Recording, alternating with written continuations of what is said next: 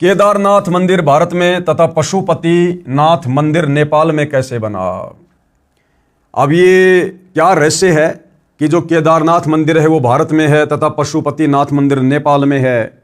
इतना लंबा डिस्टेंस कैसे, इतनी लंबी दूरी कैसे।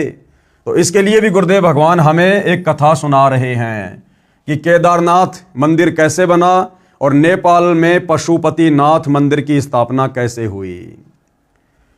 महाभारत में कथा है कि पांचों पांडव युधिष्ठिर, अर्जुन, भीम, नकुल व सहदेव जीवन के अंतिम समय में हिमालय पर्वत पर तप कर रहे थे। अब बताओ, तप करना ना वेदों में लिखा है ना गीता जी में लिखा है। और भाइयों और बहनों, तप करने के लिए खुद गीता का ज्ञान देने वाला काल भगवान मना कर रहा है। अब बहुत सारे भाई बहन जो ये कहते हैं कि भाई गीता का ज्ञान श्री कृष्ण जी ने बोला है। चलो आपकी बात बड़ी करते हैं, गीता का ज्ञान श्री कृष्ण जी ने बोला है, लेकिन गीता का ज्ञान देते समय श्री कृष्ण जी तो तप करने के लिए मना कर रहे हैं। श्री कृष्ण जी तो कह रहे हैं भैया तप करने वाला मुझे दुखी करता है, तप करने वाला मुझे दुखी करता है। अब यहां पर श्री कृष्ण जी पांडवों को खुद तप करने की सलाह दे रहे हैं कि भैया पांडवों, महाभारत के युद्ध में तुमने जो बंधुघात किया था, जो करोड़ों सैनिक मरवाए हैं, उनका पाप तुम्हारे ऊपर चढ़ा हुआ है। अगर तुम वो पाप धोना चाहते हो तो सारे के सारे पांडव अंतिम समय में हिमालय में जाकर तपस्या करके गल जाओ, समाप्त हो जाओ, शरीर छोड़ दो। तो एक तरफ तो तुम्हारे श्री कृष्ण जी गीता जी में तप करने को मना कर रहे हैं और दूसरी तरफ तुम्हारा वही कृष्ण पांडवों को तप करने की सलाह दे रहा है। तो ये दोगली बात कैसे? तो ये दोगली बात नहीं है। श्री कृष्ण जी को तत्व ज्ञान नहीं था। श्री कृष्ण जी का धार्मिक गुरु दुर्वासा था और दुर्वासा खुद शास्त्र विरुद्ध साधना करता था, घोर तप करता था। और महाभारत में अर्जुन को जो ज्ञान दिया गया था वो श्री कृष्ण जी के शरीर में प्रेत की तरह प्रवेश करके इस काल ब्रह्म ने दिया था। इसके अलावा भाई और बहनों और भी बहुत सारे रहस्य हैं कि वो तप करने से काल दुखी होता है या फिर वो पूर्ण परमात्मा सत्य पुरुष कबीर देव दुखी होता है। खैर ये बातें आपको धीरे धीरे समझ में आएंगे जो आप जी अध्यात्म में आगे बढ़ेंगे। लेकिन कहने का मतलब ये है, यदि हिंदू श्रद्धालुओं के अनुसार गीता जी का ज्ञान श्री कृष्ण जी ने बोला था तो भैया श्री कृष्ण जी तो गीता जी में तप करने वालों को ये कह रहे हैं कि उनको तो मैं आसुर योनियों में डालूंगा, नरक में डालूंगा जो तप करते हैं, क्योंकि तप करने वाले शरीर में विराजमान मुझ परमात्मा को भी दुखी करते हैं, वो कृष्ण करते हैं। तो दूसरी तरफ फिर श्री कृष्ण जी पांडवों को तप करने की सलाह क्यों दे रहे हैं हिमालय में जाकर? अर्थात गीता जी का ज्ञान श्री कृष्ण जी ने नहीं बल्कि श्री कृष्ण जी के शरीर में प्रेत की तरह प्रवेश करके इस काल ब्रह्म ने दिया था। तो ये जो तप करने का विधान है ये शास्त्रों के विरुद्ध है। एक दिन सदाशिव यानी काल ब्रह्म ने दुधारू भैंस का रूप बनाया। जब पांचों पांडव हिमालय क्षेत्र में तप आदि कर रहे थे तो उस समय ये जो काल ब्रह्म है जिसने गीता जी का ज्ञान दिया है, जो ब्रह्मा विष्णु महेश का पिता है, ज्योति निरंजन, जो गुप्त रहता है, अपने काल रूप में किसी को दर्शन नहीं देता परंतु भ्रमित यही करता है भक्ति और भगवान के नाम पर, साधनाओं के नाम पर, सारी शास्त्र विरुद्ध साधना यही करवाता है आप और हम जीवों को अपने षड्यंत्र में फांसे रखने के लिए। क्योंकि ये नहीं चाहता कि कोई भी प्राणी सत्य साधना करके तत्वदर्शी संत की शरण ग्रहण करके मेरे जाल से बाहर निकल जाए। क्यों? क्योंकि इसको प्रतिदिन 1 लाख स्त्री पुरुष खाने का श्राप लगा हुआ है, इसलिए ये किसी को भी सत्य साधना वाला मार्ग नहीं पता होने देता है। तो जब पांचों पांडव वहां पर थे तो उसी समय इस काल ब्रह्म ने, सदाशिव ने, ज्योति निरंजन ने, ब्रह्मा विष्णु महेश के पिता ने एक दूध वाली भैंस का रूप बनाया और उस क्षेत्र में घूमने लगा।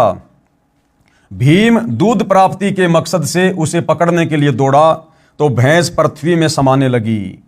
भीम ने भैंस का पिछला भाग मजबूती से पकड़ लिया जो पृथ्वी से बाहर शेष था, वह पत्थर का हो गया। जो भैंस का पिछला हिस्सा था वो कुछ देर बाद वो पत्थर का बन गया और बाहर ही रह गया, वह केदारनाथ बना।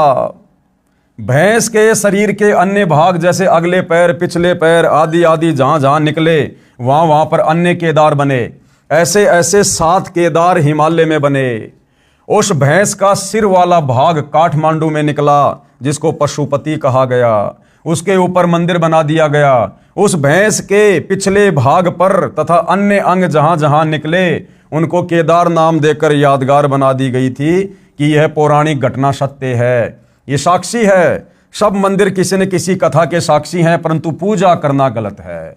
अब बताओ भाई, उस केदारनाथ में जाकर भैंस का पिछला हिस्सा, जो टट्टी पेशाब का हिस्सा है, मलमूत्र का हिस्सा है, उस भैंस के पिछले भाग को पूजने से क्या मिलेगा जो पत्थर की शिला है? ये विचार करने की बात है।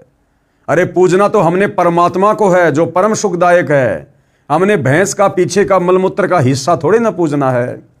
उस पत्थर को वहां जाकर पूजने से अगर लाभ मिलता है तो अपने घर पर जिंदा भैंस का पिछला हिस्सा पूज लो भाई, घर बैठे लाभ हो जाएगा। परंतु ये साधना इस काल के द्वारा हम आत्माओं को भक्ति मार्ग से भटकाने के लिए शुरू करवाई गई थी, और शास्त्र विरुद्ध होने के कारण इस प्रकार की ओछी आदि अधूरी घटिया साधनाओं का साधक को किसी प्रकार से कोई लाभ प्राप्त नहीं होता, उल्टा वहां जाकर वो पाप का भागी बनता है।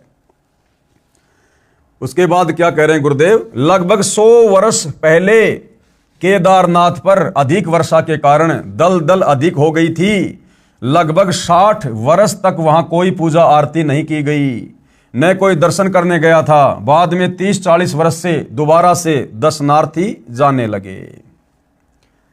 सन 2012 में केदारनाथ धाम के दर्शनार्थ व पूजार्थ गए लाखों व्यक्ति बाढ़ में बह गए। अब बताओ भाई और बहनों, क्या वहां परमात्मा बैठा था? भगवान शंकर बैठा था? अगर वहां भगवान शंकर बैठे होते तो क्या भगवान शंकर अपनी पूजा के लिए वहां आने वाले भक्तों की रक्षा नहीं करता? क्या उस घटना को भगवान शंकर टाल नहीं सकता था? क्या भगवान शंकर में इतनी भी पावर नहीं है, इतनी भी शक्ति नहीं है जो अपने भक्तों की रक्षा कर सके? लेकिन भाइयों और बहनों, ये शास्त्र विरुद्ध साधना है, और इस प्रकार की शास्त्र विरुद्ध साधना से भगवान शंकर भी नाराज होता है। इसलिए कई हजारों की संख्या में वहां पर श्रद्धालु मारे गए। परिवार के परिवार अंधश्रद्धा भक्ति करने वाले मारे गए। यदि ये साधना पवित्र गीता में वर्णित होती तो वहां जाने वाले श्रद्धालु मर भी जाते तो भी पुण्यों के साथ परमात्मा के दरबार में जाते, परंतु शास्त्र विरुद्ध भक्ति करते हुए ऐसे मरते हैं तो व्यर्थ जीवन गया।